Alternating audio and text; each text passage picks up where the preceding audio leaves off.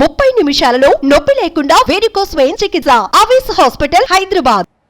First poster announcement అది. రోహిత్ గారి birthday 2023 last year. Poster అంటే ఆ రోజు అనౌన్స్మెంట్ ప్రతినిధి 2 అనేది. ప్రొడ్యూసర్స్ కుమార్ రాజా, ఆంజనేయులు గారు వాళ్ళిద్దరు. యువతలో ఉన్నది నా రోహిత్ గారికి నాకు కామన్ ఫ్రెండ్ సాయి కృష్ణ. ఇక్కడ మా డిఓపి నాని, మంచి డిఓపి, సినిమా బాగా తీశారు ఆయన. నెక్స్ట్ సో రిలీజ్ 25th కదా సార్? 25th అవుతున్నాయి పోస్ట్ ప్రొడక్షన్ పనులన్నీ. 25th release. సో ఎటువంటి ఫీడ్బ్యాక్ వచ్చింది బయట నుంచి? అంటే మిమ్మల్ని ఇష్టపడే వాళ్ళు చాలా మంది ఉన్నారు ఇండస్ట్రీలో. చాలా మంది ఉన్నారు. బాగా తీసాను అన్నారు అందరూ కూడా. టీజర్ చూసి, ట్రైలర్ చూసి చాలా బాగుంది అన్నారు. బట్ పబ్లిక్ డిసైడ్ చేస్తారు. నా టేక్ అది.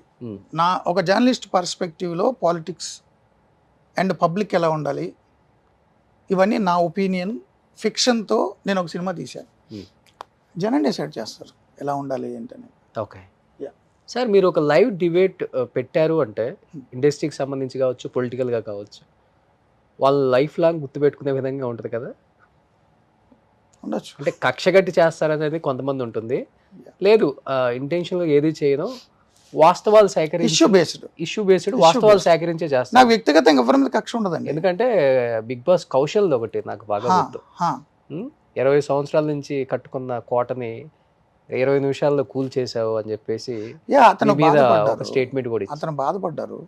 యాక్చువల్లీ బిగ్ బాస్ షో టైంకి ఆయన కౌశల్ ఆర్మీ అని ఒకటి ఉండేది. అవును, ఆయన బిగ్ బాస్ షోలో హౌస్లో ఉన్నంతకాలం ఆయన ఆ షోలో భాగంగా ఫుడ్ తినకపోతే జైల్లో పెడితే జనం కూడా ఫుడ్ తింటలేదని వాళ్ళు జైల్లో బంధించుకున్నట్టుగా వాళ్ళు కూడా బాధపడుతూ ఆయనకు ఒక ఫ్యాన్ బేస్ ఆర్మీ లాగా తయారైంది, కౌశల్ ఆర్మీ.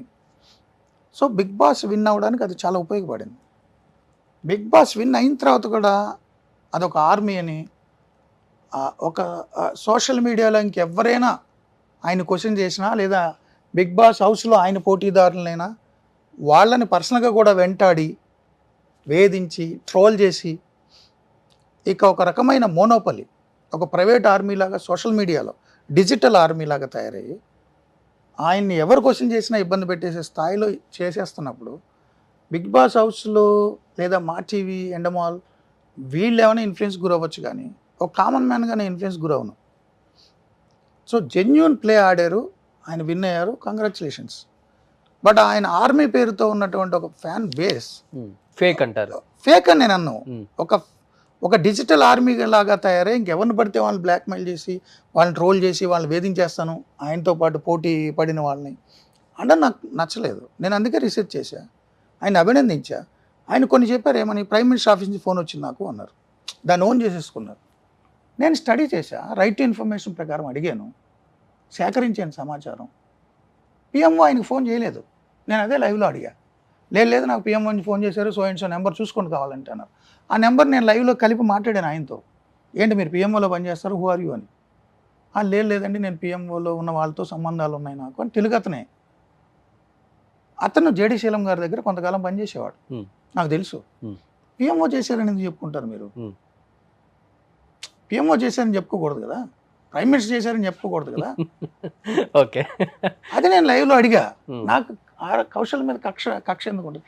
20 సంవత్సరాల కష్టం 20 నిమిషాల్లో నాశనం చేసావు కదరా అంటే తమ్నేల్ అలా పెట్టారో లేదా ఆయన అన్నారో నాకు తెలియదు, కానీ ఆయన 20 సంవత్సరాల కష్టం ఏంటి, 20 నిమిషాలు నేనే నాశనం చేశాను.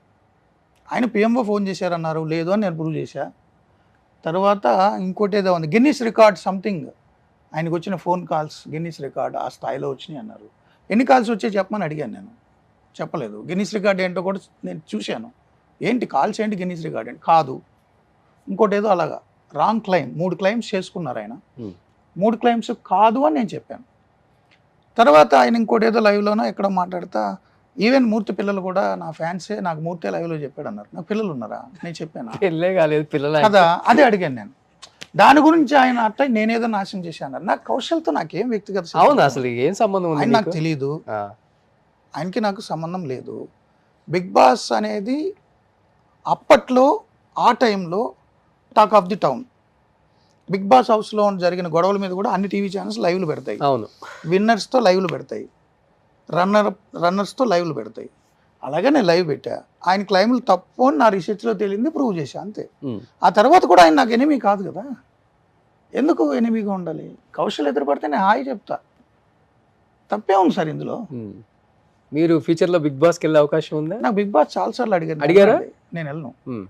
నాకు సింక్ అవుతుంది, నాకు అది సెట్ అవ్వదు. వెళ్ళండి, మీరు మీలాగే ఉంటారు కదా, అక్కడ కూడా అలానే ఉండండి. అంటే ఇప్పుడు నేను 100 మీలాంటి వాళ్ళు వెళ్తేనే అసలు బిగ్ బాస్ లో ఏం జరుగుతుందో తెలుస్తుంది సార్ మాకు.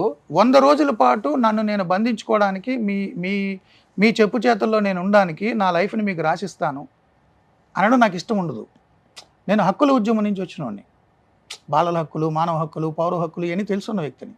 సో నాకుగా నేను 100 రోజులు నా జీవితాన్ని మీకు రాసిచ్చేస్తాను. మీరు జైల్లో పెట్టినా, మీరు తిండి పెట్టినా పెట్టకపోయినా, మీరు ఒకటే గుడ్ డేస్కి 10 మంది తినమని చెప్పినా, లేదా బాత్రూమ్లు కమోడ్ కడగలేదేంటో అని చెప్పి మీరు ప్రతి శుక్రవారం శనివారం వచ్చి ఆదివారం వచ్చి నన్ను తిడతానన్నా, నేను సంతకం పెట్టి అలా ఉండను అంటున్నా.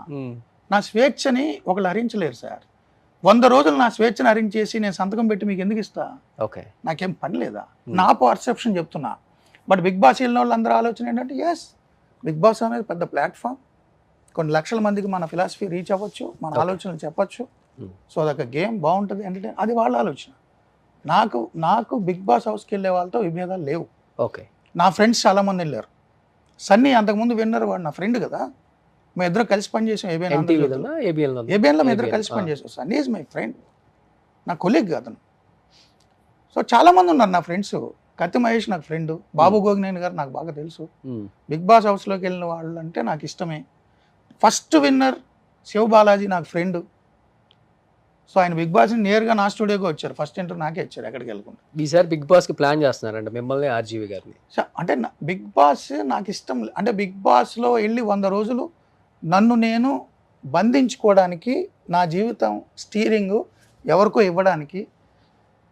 శని ఆదివారాలు నాగార్జున గారు వచ్చి అందరూ ఆయన రాగానే లేచి నుంచుని, ఎవరో పక్కన ఉన్న వాళ్ళు వీడు ఎక్కువ తినేసాడు, వీడు తక్కువ తినేసాడు, వీడు తొడవలేదు అంటే సార్ అని సారీ చెప్పి నథింగ్ నాకు నచ్చదు. ఇది నా అభిప్రాయం మాత్రం అంటున్నా, అందరినీ నేను అంటలా. నా మెంటాలిటీకి సూట్ అవ్వదు కాబట్టి నన్ను అడిగారు, నేను రానని చెప్పాను. ఇప్పుడు దాకా మా మూర్తి గారే ఉన్నారు, ఇప్పుడు ఆర్జీవి గారు వచ్చారు. అర్జీవి గారు నాకు బాగా తెలుసు, అదే మంచి ఫ్రెండ్స్ కదా ఇద్దరు. అంతే, పర్సనల్గా నాకు బాగా ఇష్టం, ఆయనకు కూడా నేను ఇష్టం. ఏం నేర్చుకున్నారు ఆయన దగ్గర నుంచి? మీ దగ్గర నుంచి ఆయన ఏం నేర్చుకున్నారు? అట్లా ఏముండదు, అట్లే ఉండదు, ఉండదు. ఒకళ్ళ నుంచి ఒకళ్ళు ఏం నేర్చుకుంటాం, బట్ చూస్తాం, అబ్జర్వ్ చేస్తాం, ఏదైనా మంచి పాయింట్ ఉంటే తీసుకుంటాం. అజీవ్ గారనే కాదు, ఇప్పుడు నాతో పనిచేసే నా జూనియర్ కొలీగ్ అయినా, ఆఫీస్ అసిస్టెంట్ అయినా, హెల్పర్ అయినా, అతనిలో కూడా కొన్ని మంచి లక్షణాలు అంటూ నేర్చుకోవచ్చు. సో అది పర్టికులర్గా ఒక పర్సన్ ఇది నేర్చుకుందామని ఏమి ఉండదు. నాకు సూట్ అవ్వదు రోషన్ సార్ బిగ్ బాస్కి నేను సూట్ అవ్వను. ఎందుకంటే అంత డిసిప్లిన్డ్గా, మళ్ళీ గొడవలు పడుతూ, మళ్ళీ డిసిప్లిన్డ్గా ఉంటూ, ఎవ్రీ వీక్ మన క్యారెక్టర్ని ఒకరు జడ్జ్ చేసేసి, ఎవ్రీ మినిట్ మన మీద ఎవరో ఒకరు పోర్ట్రే చేసి చాలు కదా. ఇప్పుడు రోజు మన మీద జరుగుతున్న ట్రోలింగ్ చాలదా? డైరెక్ట్గా వెళ్ళి ఒకరితో ఎందుకు తిట్లు తినాలి ఫిజికల్గా? సుమన్ టీవీలో మీ పర్సనల్ అండ్ బిజినెస్ ప్రమోషన్స్ కోసం కింది నెంబర్కి కాంటాక్ట్ చేయండి.